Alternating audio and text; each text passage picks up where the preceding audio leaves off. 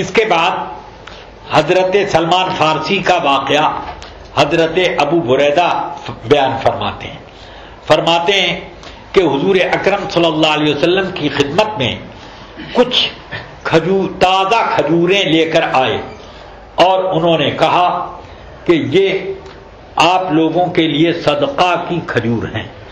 حضور نے فرمایا ہم لوگ تو صدقہ نہیں کھاتے، یہ واپس لے جاؤ۔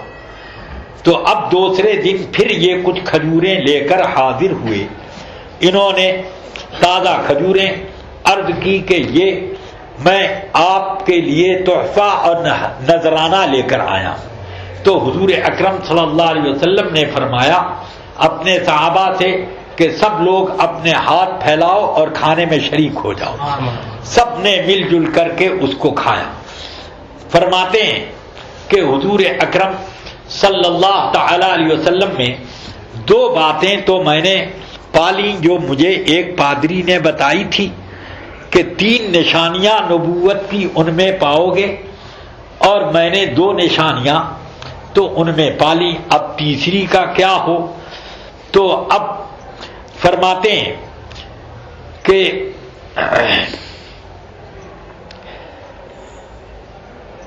اس کے بعد یہاں پر وہ واقعہ نہیں ذکر کیا، مگر بخاری نے معلقاً اور بیہقی وغیرہ نے تفصیلاً اس کو بیان کیا کہ یہ حضور کی خدمت میں آ کر بیٹھ جاتے، مگر کبھی حضور کے شانے سے چادر ہٹتی ہی نہ تھی، چادر اوڑے رہتے، تو میں خاتم نبوت کو دیکھ ہی نہیں پاتا۔ تو ایک روز بے چینی بہت بڑھ گئی، تو میں اٹھ کر کے آیا اور حضور کے پیچھے کھڑا ہو گیا، تو حضور نے خود ہی اپنی چادر نیچے گرا دی۔ میں نے خاتم نبوت کی زیارت کی اور میں لپٹ کر کے اس کو بوسہ دینے لگا۔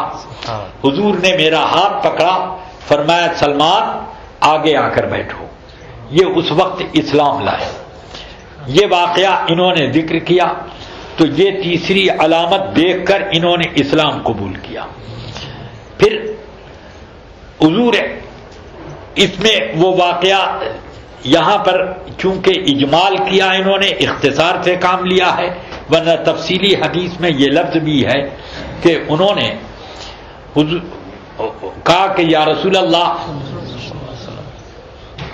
کچھ لوگوں نے میری ساتھ غداری کر دی سفر میں، اور مجھے پکڑ کر کے ایک یہودی کے ہاتھ بیچ دیا، آپ کے ہاں چھپ کر میں آتا ہوں اور وہ خبیث اس کی وجہ سے میری پٹائی کرتا ہے، تکلیفیں دیتا ہے۔ فرمایا تم اس سے اپنی آزادی کی رقم طے کر لو، کیا لے گا؟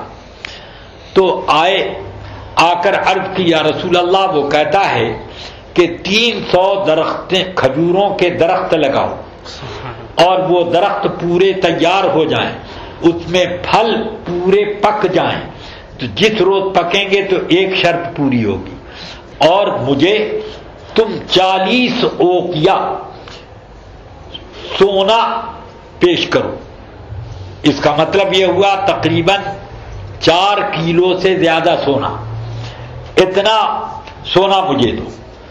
تو اب فرماتے ہیں کہ میں نے حضور سے آ کر عرض کی، حضور اکرم صلی اللہ علیہ وسلم نے اپنے صحابہ سے ارشاد فرمایا کہ اپنے بھائی سلمان کی تم لوگ مدد کرو، زمین تیار کرو جس زمین پر باغ لگانا ہے، اور کچھ لوگ 15-10 قلمیں کھجوروں کی دیں۔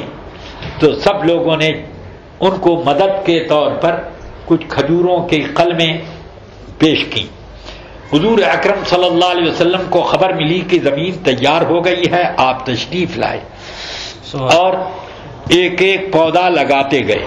اب اس کے بعد یہ ہے کہ حضور صلی اللہ علیہ وسلم نے ایک ایک پودے کو اپنے دستے مبارک سے لگایا، مگر چپکے سے ایک پودا حضرت عمر نے کسی کنارے لگا دیا، تو پورے باغ میں اسی سال کھجور تیار ہو گئی۔